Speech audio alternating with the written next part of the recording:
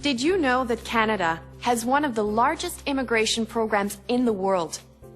Every year, 3 types or categories of immigrants come to Canada. There are those we select for their skills and education to work in Canada and help build our economy. There are people who come to join their families.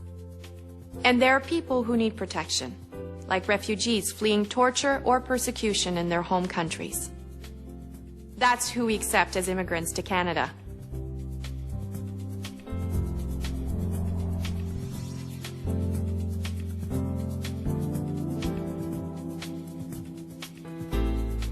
The number we accept every year depends on several things. What kinds of workers will help our economy grow? What jobs are available that can't be filled by Canadians? What's the state of the Canadian economy? And what supports are available to help immigrants succeed when they get here? To help answer these questions, we rely on research and talk to a whole host of people, including provincial and territorial governments.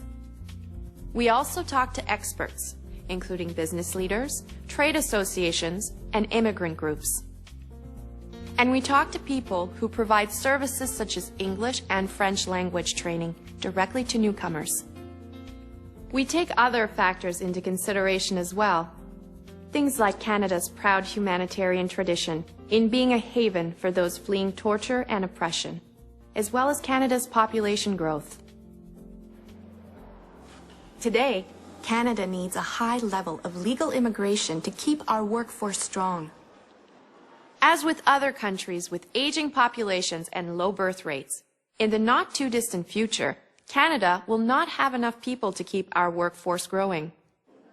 Yes, the majority of new entrants to our labor force will continue to come from within Canada, from people leaving school. But as the baby boomers retire, our economy is going to rely increasingly on immigration for labor force growth. Without immigration, the size of our workforce will begin to shrink. All these considerations add up to a number, or rather a range of numbers, on how many immigrants we will accept each year. In 2012, we plan to accept between 240,000 and 265,000 new immigrants. That's a little less than 1% of our population. Everyone who wants to immigrate to Canada is assessed fairly, regardless of their country of origin, race, ethnic origin, religion, or gender.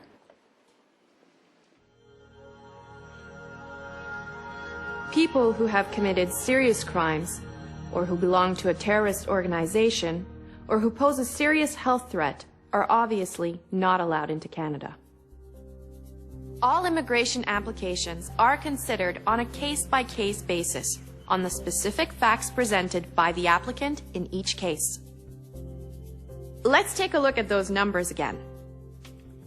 If we break them down a little more, about 61% of immigrants who come to Canada each year are economic immigrants and their dependents.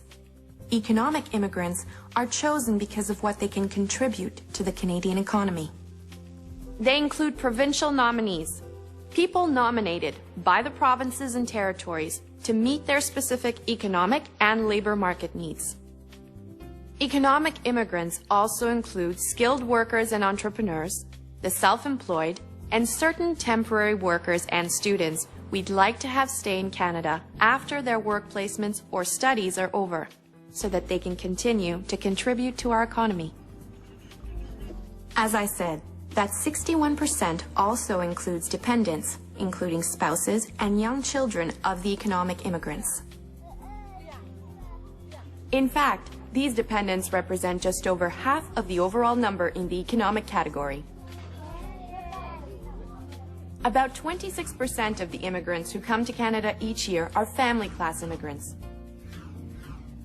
These are spouses and partners of people already living in Canada, or children, or parents, or even grandparents. Most countries don't have a family class program. Ours is one of the most generous in the world. Because our family class program is so popular, there is a large and growing number of parents and grandparents who have come to Canada, or who are waiting in the queue for their applications to be considered. And about 13% of immigrants come to Canada each year for humanitarian or related reasons. A good number of those are refugees who come under the auspices of the United Nations. In fact, of all the refugees resettled through the UN, Canada takes 1 in every 10. Among developed countries, Canada welcomes more refugees each year than any other country in the world except the United States. As I said, Canada selects immigrants based on objective criteria: what they can contribute to the economy, whether they have family members here, or whether they are refugees fleeing torture and persecution. And everyone, regardless of country of origin, is eligible to apply to immigrate to Canada if they meet these objective criteria. However, over the years, the countries of origin of immigrants have changed. As you can see, most immigrants to Canada today come from China, India, and the Philippines. Together, immigrants from those 3 countries make up almost a third of our overall intake of immigrants.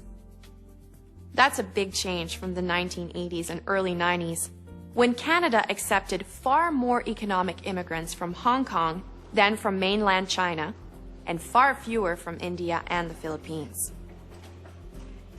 Over time, if a region or country has a growing number of people who want to immigrate to Canada, and a large number of these people meet our selection criteria, then we will accept a large proportion of immigrants from those regions and countries.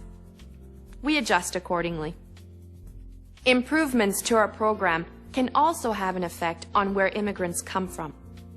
For instance, when Parliament adopted a new Immigration Act in 2002 to put more emphasis on English or French language abilities for the selection of economic immigrants, there was a decline in the number of immigrants from China and an increase in immigrants from European countries and French-speaking North Africa.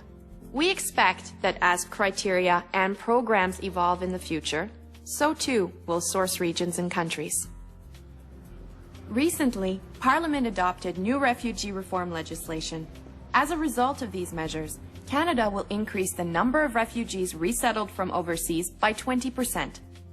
This will increase the relative proportion of immigrants Canada will welcome from countries that produce a large number of refugees. In the past, this has included Burma, Iraq, Iran, and Vietnam. The number of immigrants Canada welcomes each year doesn't include 3 groups. It doesn't include the tourists and visitors from abroad to whom we grant over 900,000 temporary resident visas and who only want to come to Canada for a short stay. Nor does it include the temporary foreign workers and students who come to Canada to fill short-term labor market needs or to study. It also does not include what some estimate to be around 80,000 to 120,000 illegal immigrants currently in Canada. They may have come as tourists or clandestinely and then never left the country. In order to ensure that our immigration system is fair to those who have immigrated to Canada the legal way or may want to in the future, the Government of Canada will take every step to send illegal migrants back to their country of origin once they have exhausted their legal appeals. One more number.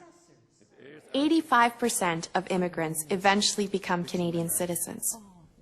By becoming citizens, they become full members of our community, as do most of their kids. Our history becomes their history. Our past becomes their past.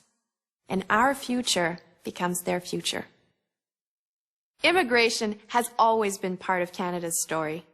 Canada's first Prime Minister, Sir John A. Macdonald, was himself an immigrant from Scotland. Immigrants have risked their lives to defend Canada, strengthen our economy, enrich our culture, and uphold freedom, democracy, human rights, and the rule of law. In Canada, if you work hard and play by the rules, you'll succeed. That's why Canada is a great country to live in.